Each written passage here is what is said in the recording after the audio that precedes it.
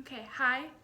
My name is Brittany, and today my speech will be on the Bible and how I believe the Bible is not pro choice nor pro life. Rather, it's just sort of in a flux in between. I don't even know that you can qualify it as an anti abortion. There are things that will support that the Bible is not against abortion.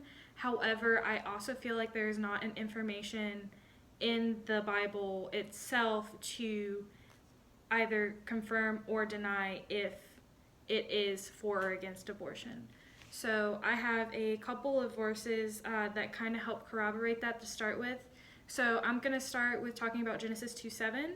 And I know you're thinking, well, Brittany, how does that help with abortion? That's about Adam and Eve. They're kind of the exception to the whole birth rule. Well, this is just the first out of a couple dozen, when I counted at least around 25 times where the phrase breath of life or life at first breath is kind of used throughout this reference.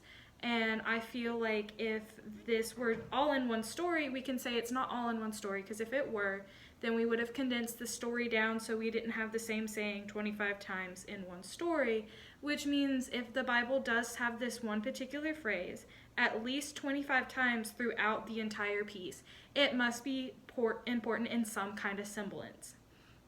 Then we have Exodus 21:22, which essentially is a verse that says if two men are fighting and a pregnant woman gets hit in the stomach and she miscarries, then the man who causes her to miscarry is just subject to a fine of her husband's choosing. However, if two men are fighting and a woman gets in the middle and she is hit and she dies, then the punishment becomes eye for eye, tooth for tooth, life for life, and of the sort. Then we also have Ezekiel 37:5-6. This verse says, to quote the verse, says, "The Lord God said unto those bones, Surely I will cause breath to enter into you, and you shall live.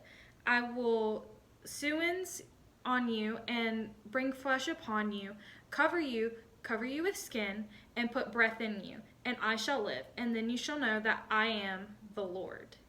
This is again one of those other verses that kind of helps show the life at first breath type theme that is shown throughout the Bible. And then in Ecclesiastes 6:3, there's a verse that says, a man may have 100 children, live many years, yet if he has a long life but is not prosperous and does not enjoy his life or have a proper burial, then a stillborn child is better off than he. And that's using the NIV version. And in the Catholic version of the Bible, it actually says a stillborn child is happier than he, which I think is important to say. This child is happier, yet they know it's stillborn, which means it never truly saw life outside the womb.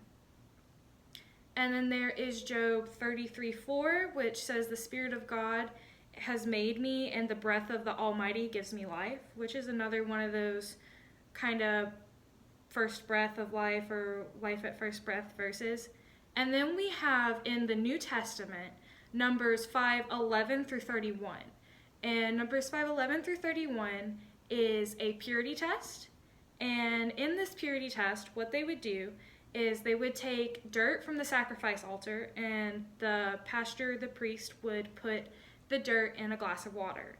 And then they would have the woman who was suspected of adultery drink the water. And the theory behind this was if she had been faithful to her husband, she would not lose the baby. However, if she had been unfaithful, she would in fact lose her child, meaning this was an action that was performed knowing that one of the possible consequences was losing the child or the fetus. And this was something that was done by the church officials, which would mean that they were okay with doing such a process. And it would mean that this is the closest that they could have come at that time to what we would now consider like a medical abortion.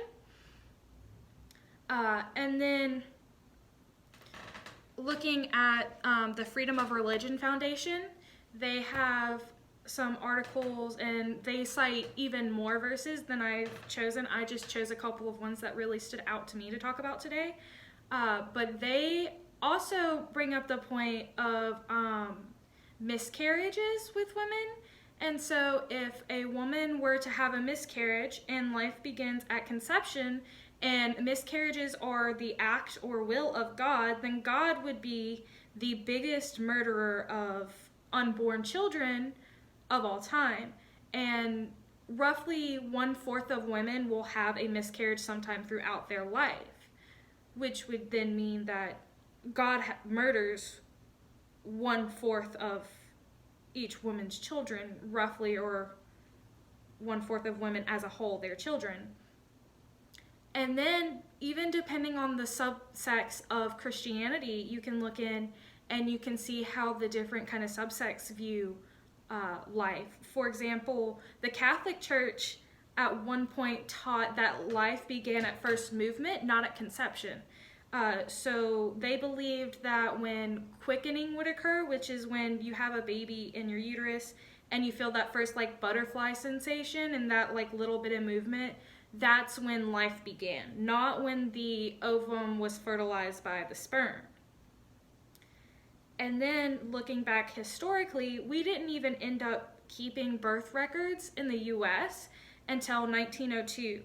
And up until around the 18th century, a lot of people wouldn't even name their children until after they had already turned 1, 2, or 3 years old, because they knew that these young infants and these young babies were very likely to end up losing their lives early on, and they found it best not to get attached.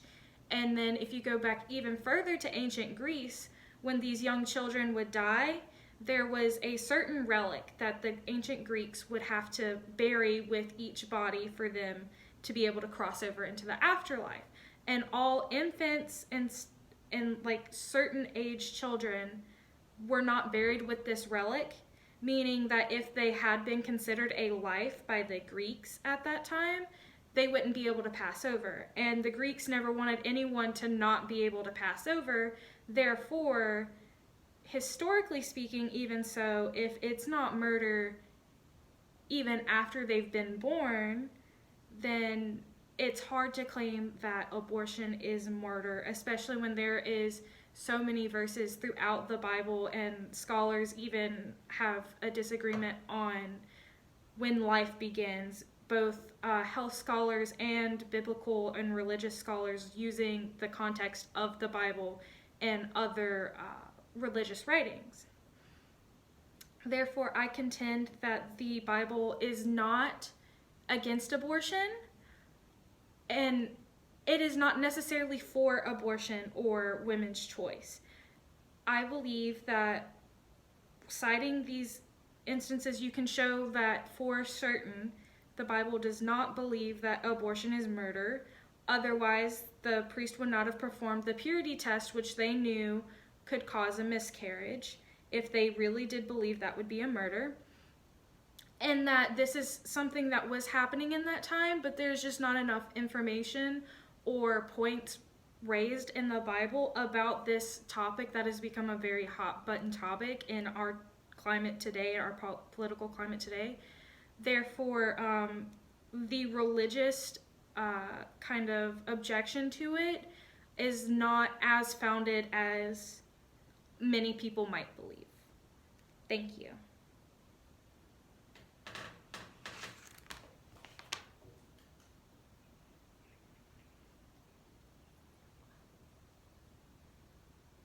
Yeah, no problem.